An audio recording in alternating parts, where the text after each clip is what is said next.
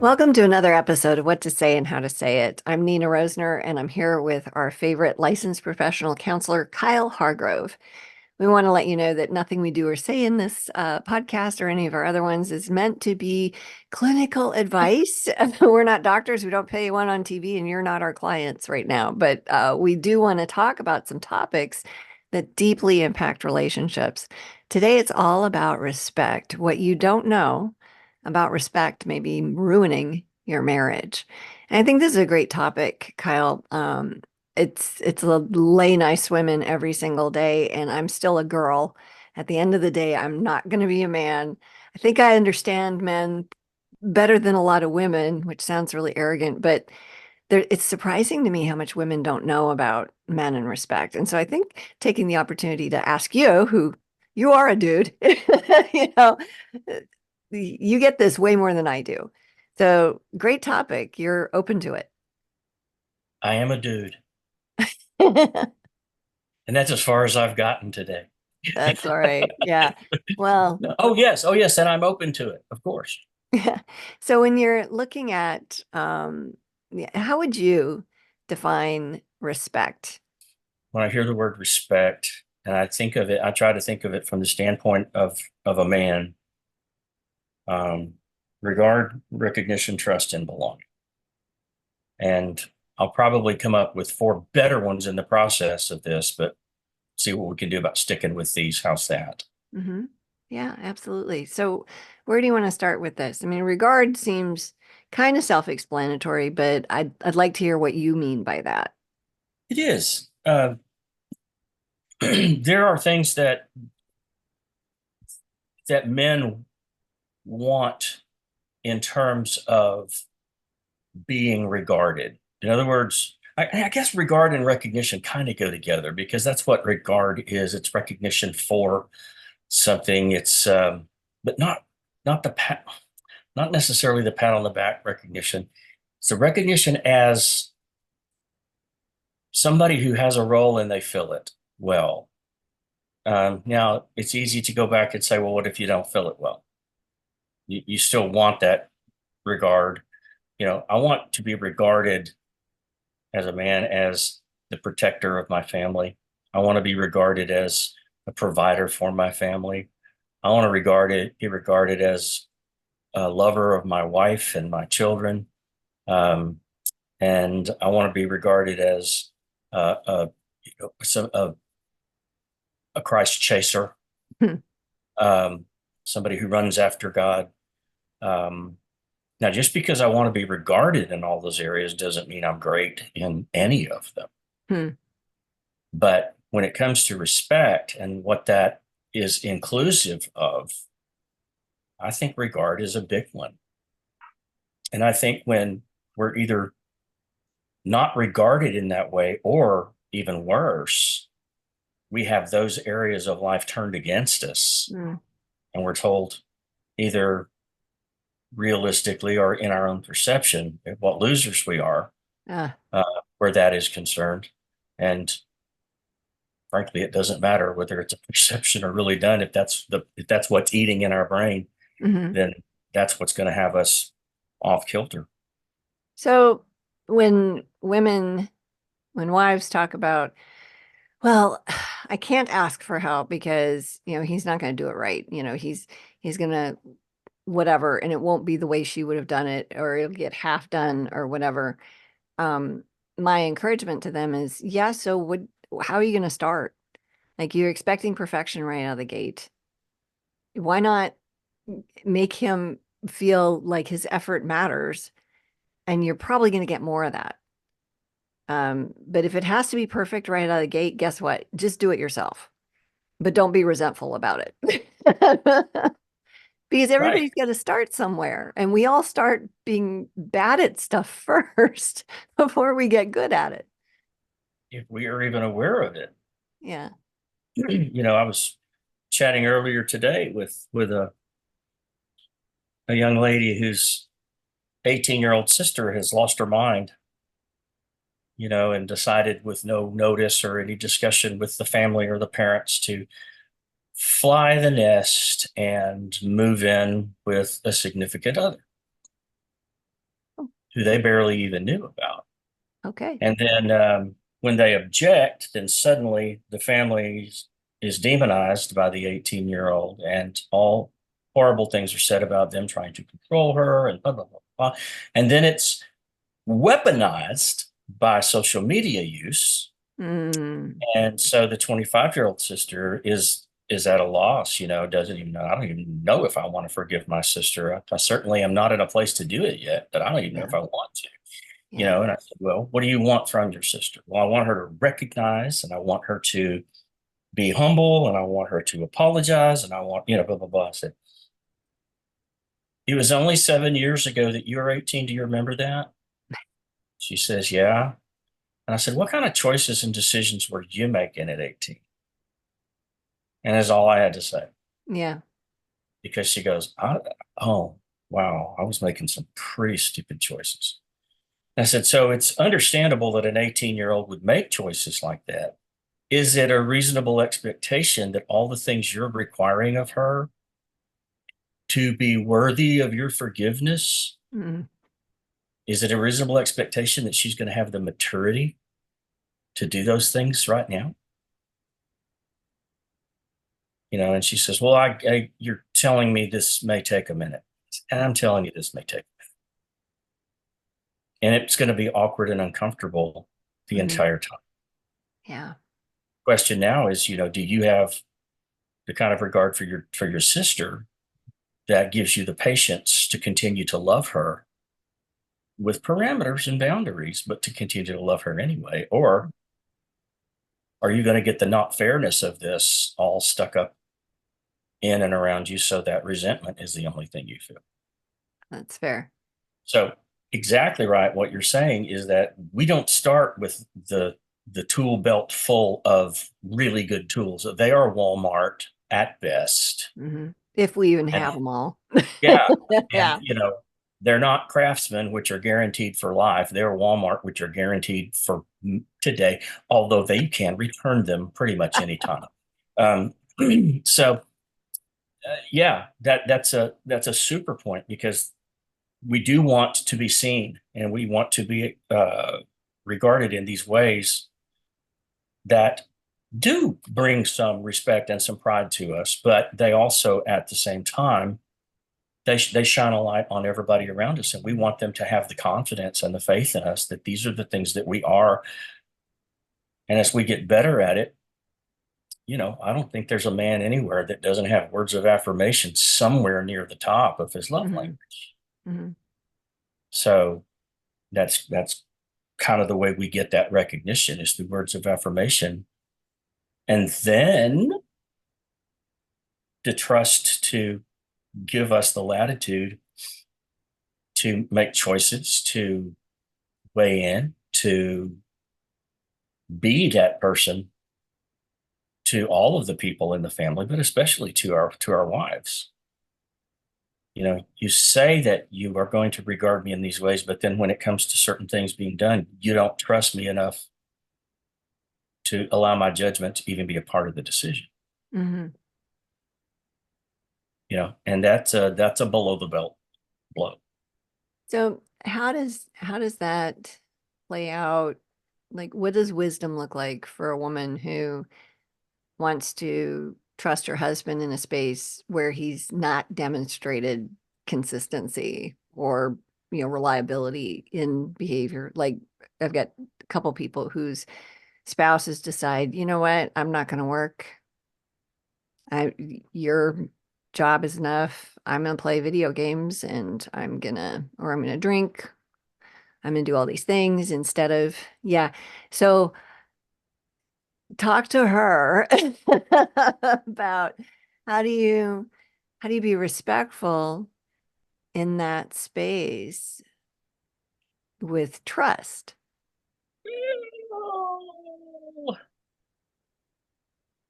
It's a hard thing to do. And I do think that it has to be tempered, because respect is something that is earned. Respect is not something that we just go out and give everybody who wants it or feels the need for it. It still has to be earned. It still has to be built. So I'm a little confused because I'm not arguing with you. I'm just saying I have a different way of looking at this. And I think it's the definitions of the words, right? So you're not wrong. Like we respect people that show up well. We have a feeling towards them that's reverence of, wow, I can count on you. But that almost sounds like trust, which I is think right?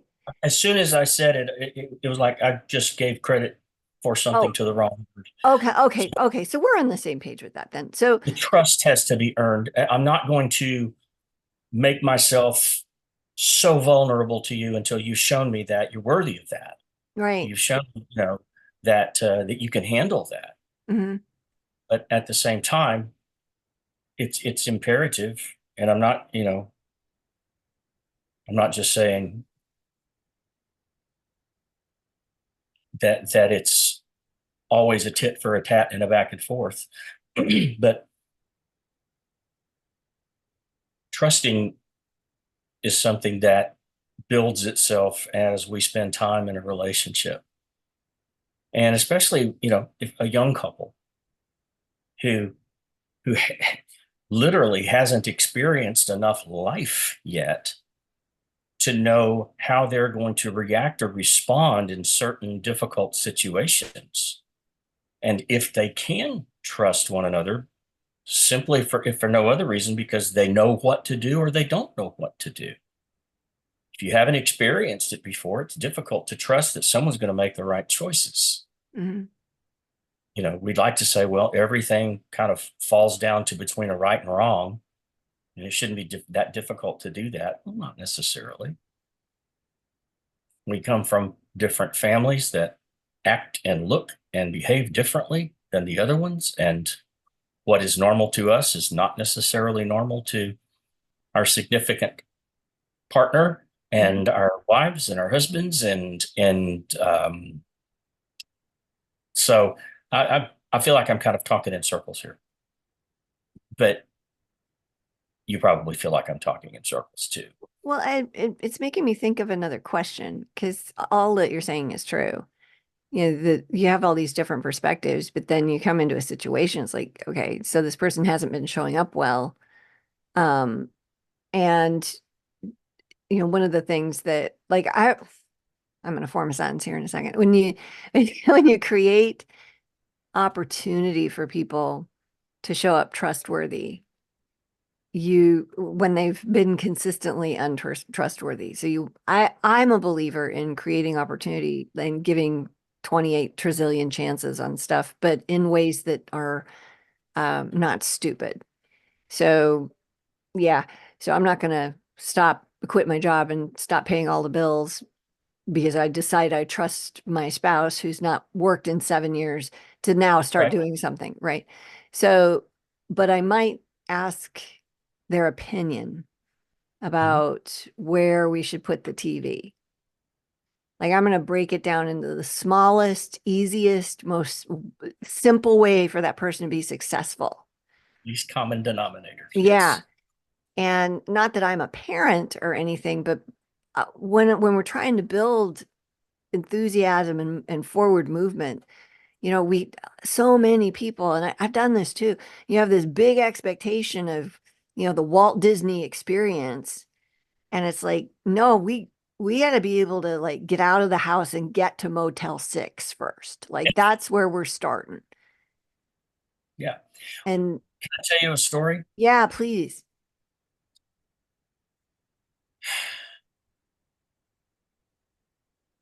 The year was 1988. I was a 26-year-old, married to a 26-year-old. We had just experienced the birth of our first child. Mm. Kind of a traumatic experience because we weren't home. We were out of town. And so none of the things that were expected that we had prepared for not one thing Wow. went as it was expected or planned. So we finally get home, and my mother did not come to the birth because it was already kind of decided that she would come for a week afterward and to help out Hmm. around the house and stuff. And my mother-in-law, unfortunately, was deceased. Mm. So I remember it well. My It was time for our our oldest son's first bath at home. And my mother begins to fill the kitchen sink with warm water and get things arranged around it and so on and so forth. And she's explaining a couple of things to my very young then wife. And my wife pulls me aside and says, I really was planning on giving him a bath in the bathtub. I don't really want to use the kitchen sink. What I said next, while technically correct, was the really, really, really wrong thing to say. Uh-oh. And I said, my mother has raised 3 children and numerous grandchildren. I think she knows what she's doing.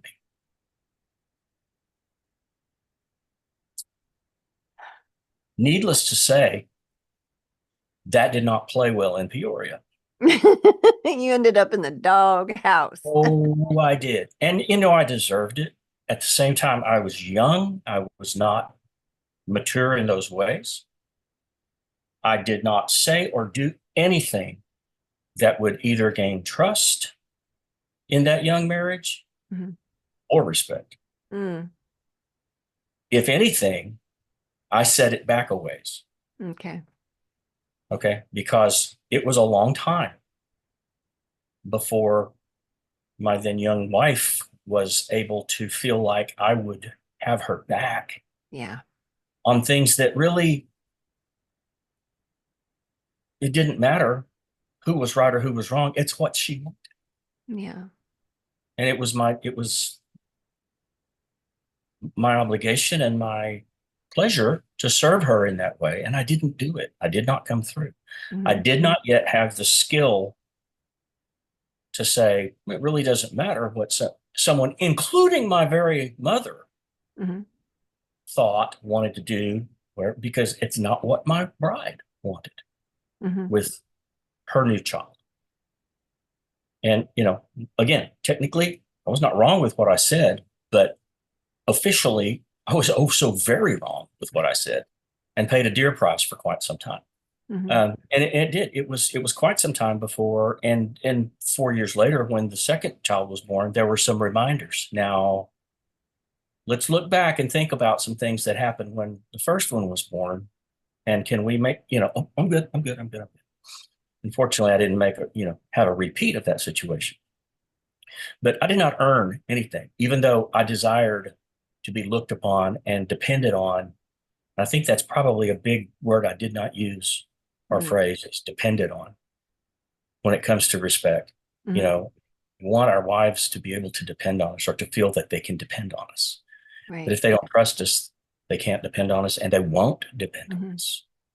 Well, and the sad thing around this is that, men as they mature, if they're not given the chances to show up, and if we're not patient waiting in that, um, we don't see it. And when we see it, it's beautiful. It's amazing. Um, ugh, when men are good men, when men are adult men, they're amazing. And as you're talking about this baby situation, I remember with our firstborn, going back to work full time. Well, for me, that was teaching one class for Dale Carnegie 1 night a week. It wasn't full time. I was going to go teach a class. I was off for 5 months, and my mother-in-law calls me, and she said, "I know you're going back to teaching tonight, and you're leaving the baby with Jim.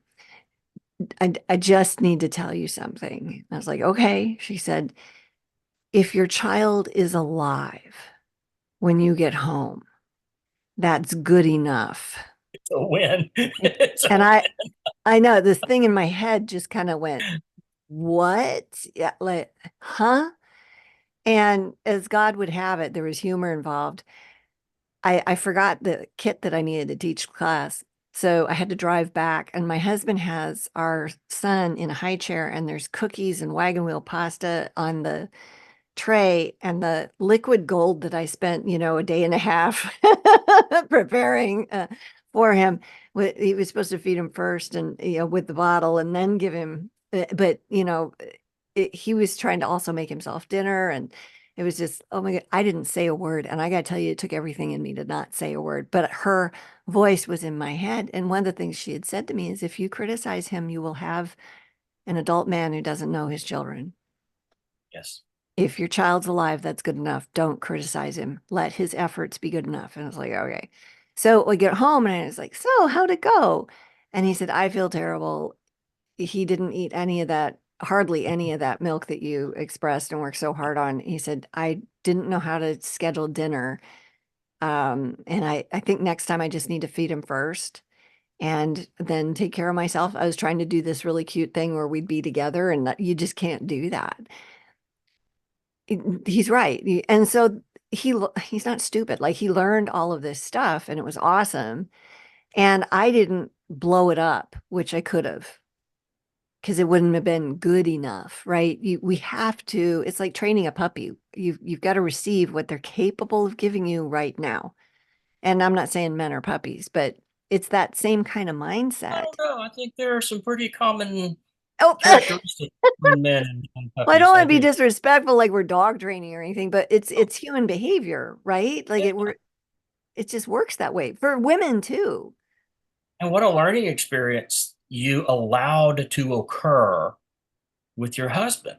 Hmm. Because had you come in guns blaring because he didn't do it right, Yeah. he it would have been probably some time before he was even willing to try to do it again. But he came to Yeah. you telling you what he had learned. I didn't Right. do this right. Right. I didn't go about it the right way. You know, that godly mothers and mothers-in-law. My mother heard what happened. She heard the exchange between me and my young wife. And she didn't turn around or say anything or get in the middle of it. But later, in a quiet moment, she came in and she said, Kyle, Melinda is your wife, and she has to be number one. Wow. I cannot be number one. Wow.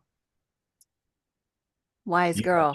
and she said, you've made that leap in so many ways already, but you need to understand that and you need to support her whether you always agree with her or not. Hmm. Hmm. You know? So I went back on my hands and knees, Hmm. and I'm not saying she bought it all at that moment. It took a while. It took a Yeah. minute for her Yeah. to regain trust for me when it came to that, because I was a mama's boy. There's no doubt about it, and I trust anything my mother told me Mm. to do at any time for any reason, and at that time over anybody else. But this is a good example of why we owe it to our adult children, our young adult Mm. children, to talk to them about things like this so they can determine whether they feel like they're actually ready for these types of things.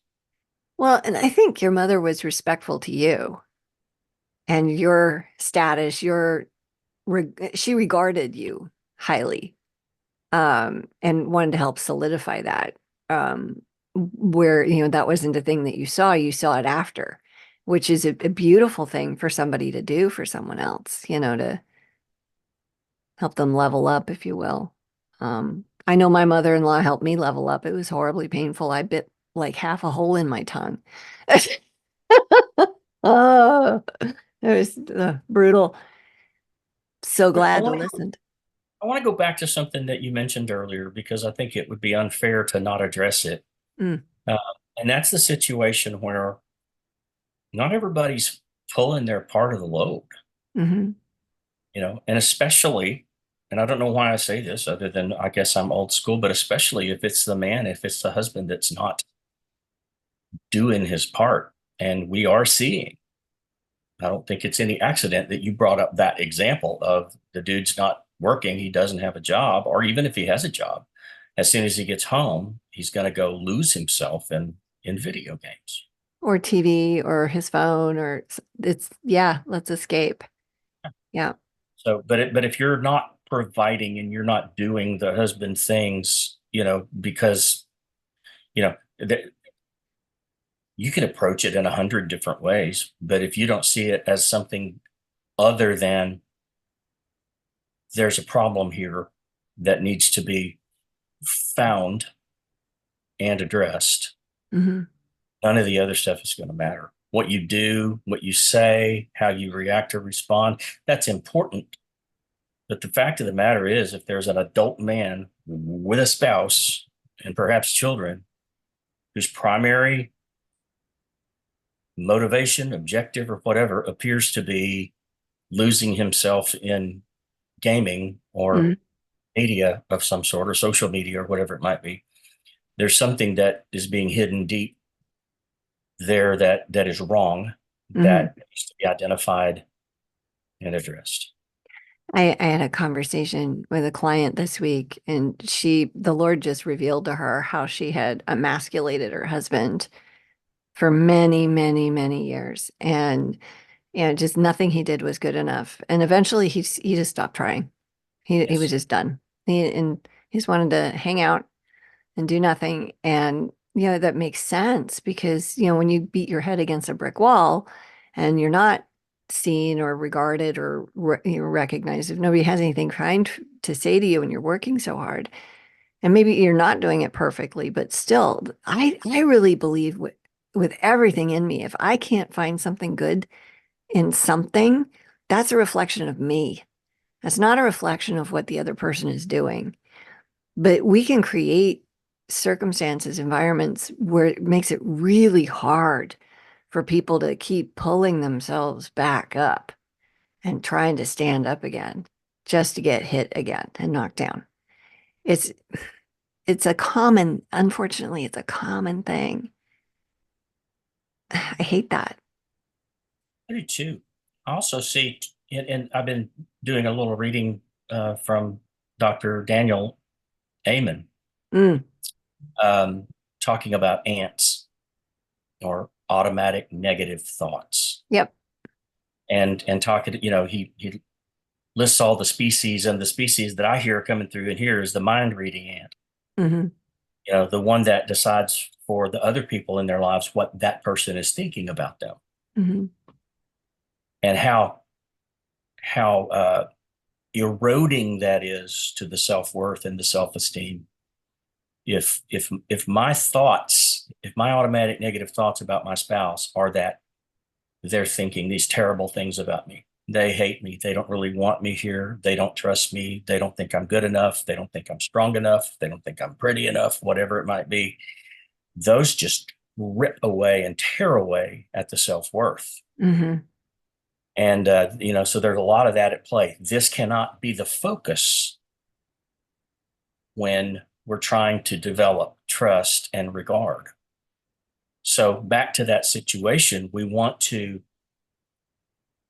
build the smallest thing we can. Even if it's small, we want to be building. We want to be building up and undergirding rather than being critical and resentful. Yeah. It's one thing to be resentful. It's another thing to be resentful and have resentful behavior. And Yes. so, something is wrong.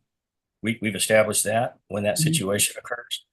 But the most difficult thing is to exhibit the maturity, perhaps of someone that's even much older than that person might be, but hopefully with good mentors, somebody is going to help them and say, you got to find some good things. You got to find some things to prop up, Hmm. to talk about, to affirm in, and so forth, and also get some help.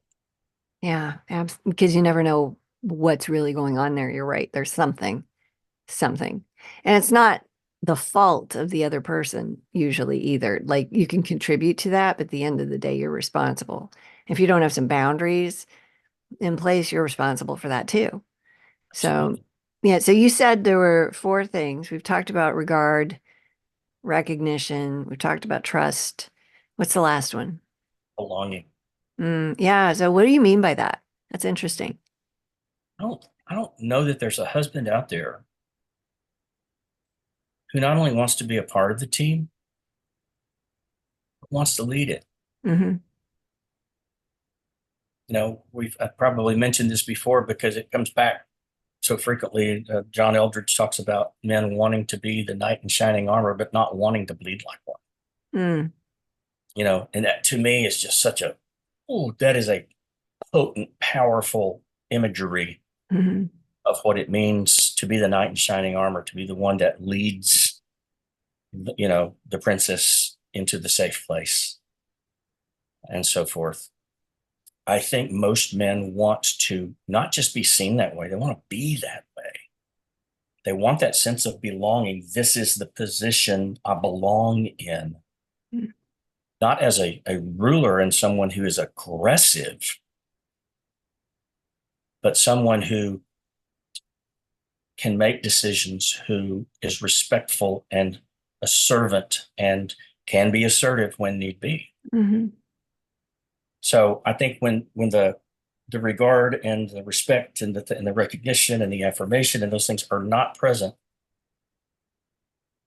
it's what do you call that? A vote of no confidence that they're thinking of rather than this is my team and I'm the leader of this team and I feel good about that and I'm proud for that and so on and so forth. They're probably wondering, am I going to get fired from my job instead? Yeah, I was just going to ask you about feeling left out. Like if that's you see all this bonding that women do with their kids, right? And it's so normal and natural and necessary. And the fact that an infant is going to only be capable of doing that deeply with one person. And what a brutal experience for a dad, you know? Like, how do you cope with that? What do you coach your clients around when they're experiencing that? That's got to be awful. Are you talking about the experience of who a child is going to choose in that Well, in that period of time? well, just the whole, like, I think men in general work really hard. A lot of them do their absolute best, fighting the dragons of corporate America or the, 7-Eleven, whatever it is they're doing, but they're doing it. And they're doing hard things. Like they hold jobs that no woman ever wants. Like you don't see a lot of girls. We just want the C-suite jobs. We're not going after, can I work in the sewer district? I want to be a plumber. How about a bricklayer? Like we're not doing men are like, yeah, I can handle that. Bring it on. And it's so admirable. And they go and they do those hard things every day. And then they come home and their families connected with each other because they've been together all day. And then here's the guy with, that's doing the paycheck. Like that's got to be a thing that men, I would think that'd be something that you guys deal with. That's, I think we do, but I don't think it's just men. I think in the culture that we live in with double income families, I think it's and I see people dealing with this regularly right now, especially young parents who are coming from this generation of instant gratification, mm, instant everything. And they say, okay, we have the weekend before us. What are we going to do? Well, I will be going on Sunday to my gaming group and you'll be watching the kids. Well, then what does that leave for me on Saturday?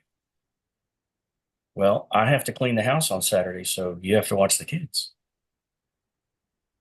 Again, it's like, okay, well, I'm trying to figure out what's equitable and what's fair. And that really doesn't matter. no. And it's difficult as a young person to throw that aside and say it doesn't matter and believe it and act like it. Mm, But we have to find the time and do the things we can with the time we have. We have to find other creative ways to show our children that we're both capable able, qualified people to be your parent. I think one of the best things that a lot of couples do when they have small children, especially if they're little girls who are going to, in large part be around their moms a lot more, is schedule time alone. You know, Yep. dad and daughter, go out, Yep. get out, Yep. Love you that. know, We spend did that that. time, make it a regular thing, whatever you can do, even a weekend thing, a vacation, whatever. Just, and sometimes it's hard for the other parent to turn loose in that situation, but you have to be looking at the bigger picture.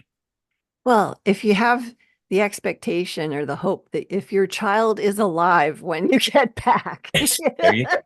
like if you just have zero expectations around that, you There set you go. people up for adventure, and for like Jim has traveled with our kids. He's done all these scout trips and, sailing things, and he's taken them backpacking. And I hate all that stuff, right? And I'm so glad that the sense of adventure in him has been fulfilled with our kids. I like going on trips with him when it's chill and we're not conquering something. But um, he's done a lot of travel with our kids and I've loved it. So, but I think it's because of the mindset. And the other piece of it is that I really want them to experience their dad. I, Yeah. he has worked really, really hard, lots of long hours, all of their lives. And so for them to have long weekends, I think that matters. And the other thing I might say here that is going to sound completely undoable, but I think it is doable, is is can we stop trying to have an Instagram life? Can we can we do the thing, and this is going to sound so old school, but there's so much stability that comes when you have one parent whose job is taking care of the house and dealing with stuff. And you're not going to be able to do all of it because maybe you can't, fix the plumbing yourself. But there's so many things that women are capable of. And I'm not saying don't work because I've worked the whole time I've been married, but I haven't been the primary breadwinner. And I wouldn't change that for anything. Like the time that I had with my kids, we lived off of his income when I was working. We just socked mine away. And it's not sexist, it's smart. Like we didn't make decisions that we were Very going to intelligent be able to choice. escape, right? Yeah. Yeah, because if you're dual income and you buy the big dual income house and you crank out a kid and it's normal for you to want to stay home with that child, you can't because you got a house payment now. Right. So those are things I wish that more people would think about. And it's not worth it.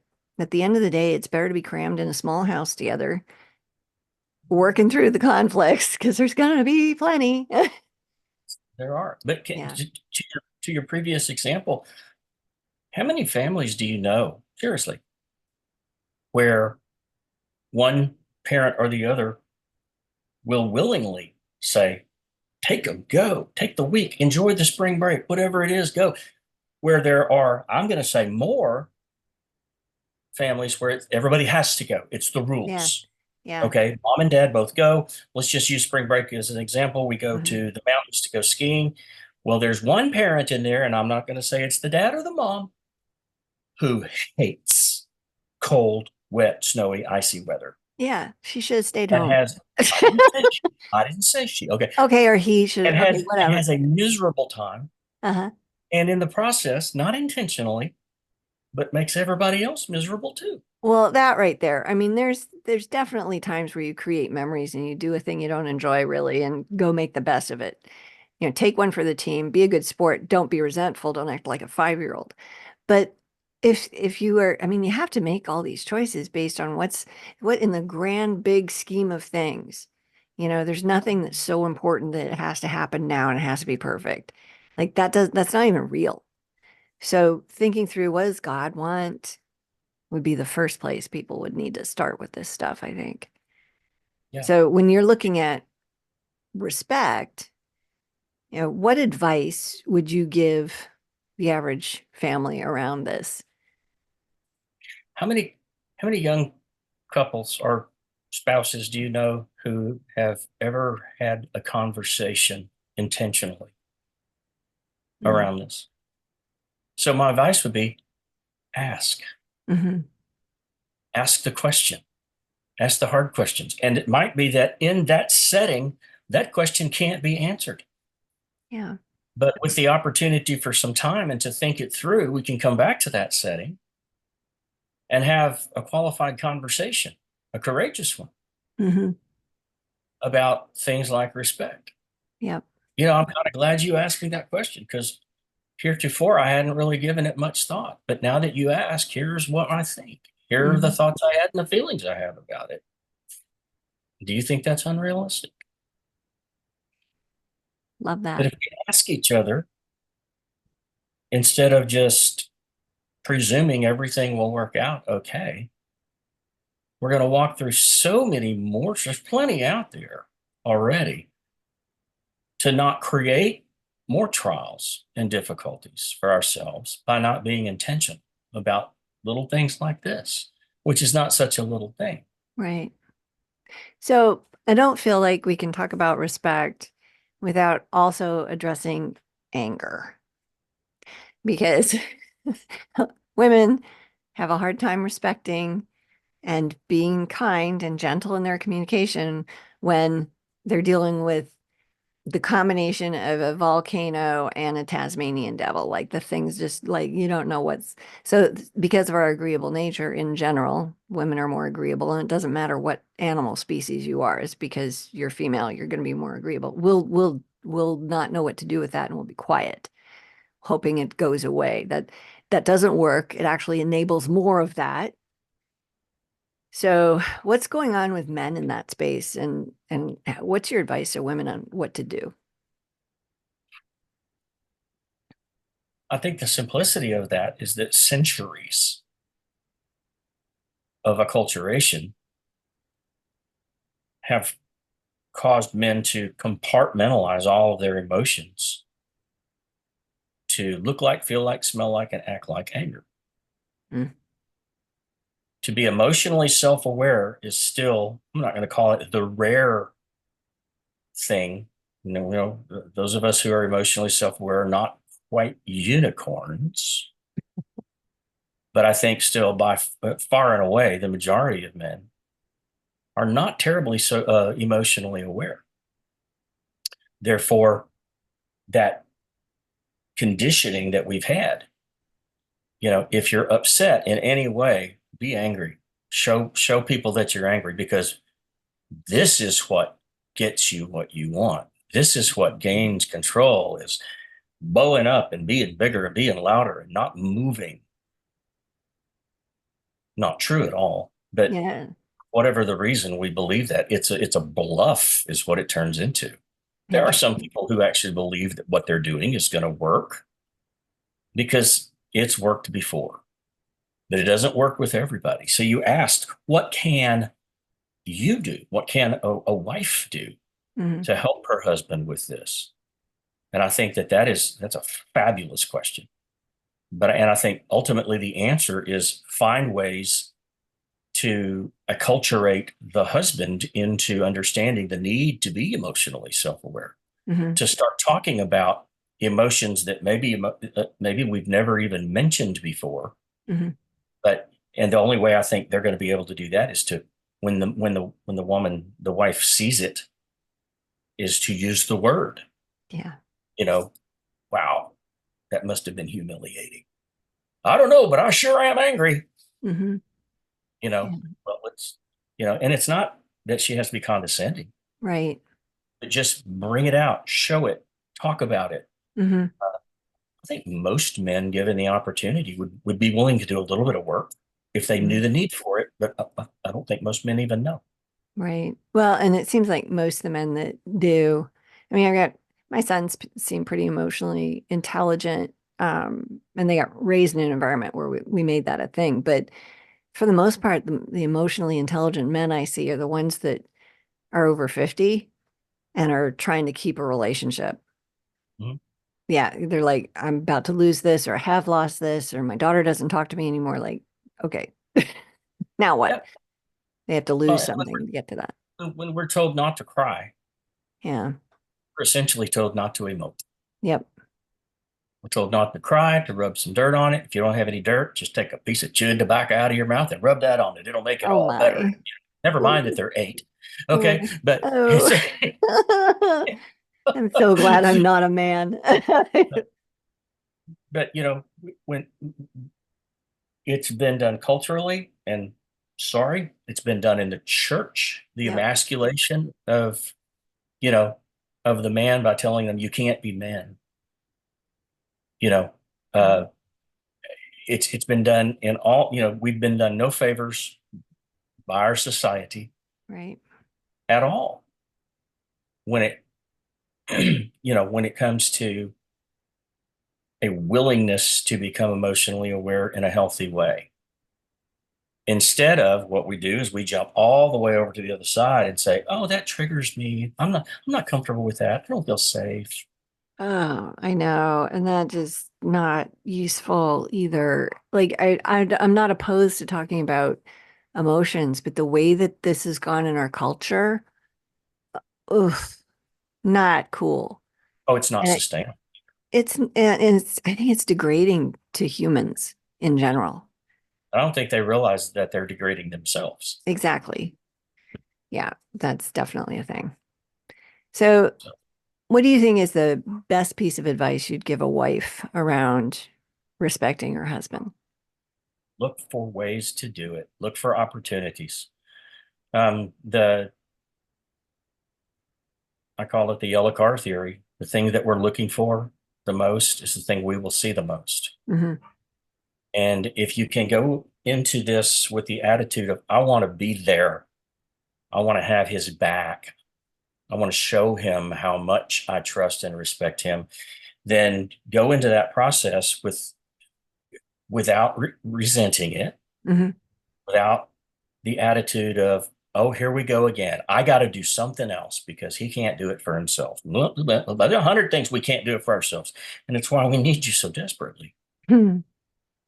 But to look for opportunities to affirm him in ways that build up and undergird his feeling of being respected, of being regarded in the ways that he wants to be regarded as the man in the household. Hmm. Um, like you've mentioned, sometimes we make that a little bit difficult. But if we're looking for those opportunities, I'm pretty sure they're gonna see some. Yeah, I agree with that wholeheartedly. And I love God's attitude towards us. He's so patient and kind while we figure it out like 100%. He's just there waiting with us for us to get it. And then, yeah, and so can we be that for our spouse? And if we can't, well, what is it within us that needs some strength and dignity, if you will, because I think it takes a skill set that a lot of women don't have because we're too emotional. And I do mean that. I mean too emotional. Not that emotions are bad, but when they erupt all over people, then you're making everything in your marriage worse. So creating an environment is what we're talking about today. And if you feel like you're stuck with this feeling of defensiveness today and like, oh, you're just asking more from women, like I get that. I've been there, done that, bought the t-shirt, tried to return it. Like it doesn't work. So I want to encourage you to, maybe listen to this episode again through the lens of if I was unoffendable, would I be able to, would the Jesus in me be able to love at this level, respect at this level? And I think the answer would be yes, if you were unoffendable. And how do you get to that place? Well, uh, check out our website, greaterimpact.org. We have a free PDF called Find Your Voice, 5 Tools to Stop Walking on Eggshells, because it starts there. How do you become who he is inside of you? That's where it all starts. And then you can have the relationship that you've been longing for. So thanks to Kyle for coming by again with some great perceptions around this very difficult topic. And we'll see you next time. Be sure to subscribe and feel free to comment and like us on social media and share with your friends. We'll talk soon.